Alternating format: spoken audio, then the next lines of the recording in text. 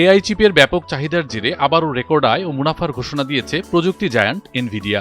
বুধবার ২০ মে প্রকাশিত কোম্পানিটির সবশেষ আর্থিক প্রতিবেদনে দেখা যায়, ফেব্রুয়ারি থেকে এপ্রিল পর্যন্ত ৩ মাসে তাদের মুনাফা দাঁড়িয়েছে $৫৮.৩ বিলিয়ন, যা আগের প্রান্তিকের তুলনায় ৩৭% এবং গেল বছরের একই সময়ের তুলনায় ২০০%-এরও বেশি বৃদ্ধি পেয়েছে।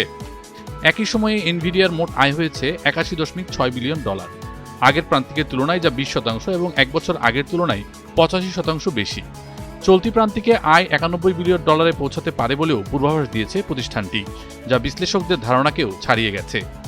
প্রতিষ্ঠানটির সবচেয়ে বড় প্রবৃদ্ধি এসেছে ডেটা সেন্টার ব্যবসা থেকে। এ খাতে আয় বেড়ে দাঁড়িয়েছে $৭৫.২ বিলিয়ন, যা আগের বছরের তুলনায় ৯২% বেশি। এছাড়া হার্ডওয়্যার ইউনিট থেকেও আয় হয়েছে $৬.৪ বিলিয়ন। শেয়ার হোল্ডারদের জন্য সুখবর দিয়েছে এনভিডিয়া। কোম্পানিটি জানায় অতিরিক্ত $৮০ বিলিয়ন শেয়ার পুনঃক্রয় করা হবে এবং প্রতি শেয়ারে নগদ লভ্যাংশ বাড়িয়ে ২৫ সেন্ট করা হয়েছে, আগে যা ছিল মাত্র ১ সেন্ট। এনভিডিয়ার প্রধান নির্বাহী কর্মকর্তা জেনসেন হুয়াং এই ফলাফলকে অসাধারণ উল্লেখ করে বলেন, কৃত্রিম বুদ্ধিমত্তা বা এআই এখন বাস্তব কাজের ক্ষেত্রেও গুরুত্বপূর্ণ ভূমিকা রাখতে শুরু করেছে।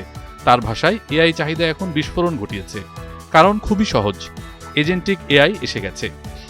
তবে প্রত্যাশার চেয়েও ভালো ফল প্রকাশের পরও শেয়ার বাজারে খুব বেশি ইতিবাচক প্রতিক্রিয়া দেখা যায়নি। লেনদেন পরবর্তী সময়ে এনভিডিয়ার শেয়ারের দাম প্রায় ১.৩% কমেছে। বিশ্লেষকরা বলছেন, কোম্পানিটির প্রতি বিনিয়োগকারীদের প্রত্যাশা এখন এতটাই বেশি যে নতুন রেকর্ডও বাজারকে খুব একটা চমক দিতে পারছে না। এদিকে এআই খাতে এনভিডিয়া, মাইক্রোসফট ও অ্যামাজনের মতো প্রযুক্তি প্রতিষ্ঠানের দ্রুত উত্থান নতুন করে আলোচনা তৈরি করেছে। এআই প্রযুক্তি নিয়ে অতিরিক্ত আশাবাদ তৈরি হচ্ছে কিনা, কিংবা বাজারে বড় ধরনের বাবল তৈরি হচ্ছে কিনা।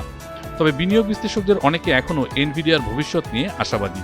তাদের মত, লভ্যাংশ বৃদ্ধি ও শেয়ার পুনঃক্রয়ের মতো পদক্ষেপ প্রমাণ করে কোম্পানিটির হাতে বিপুল পরিমাণ নগদ অর্থ রয়েছে এবং প্রবৃদ্ধির গতি এখনও শক্ত অবস্থানে আছে। মুজাহিদ আহসান, এনটিভি অনলাইন।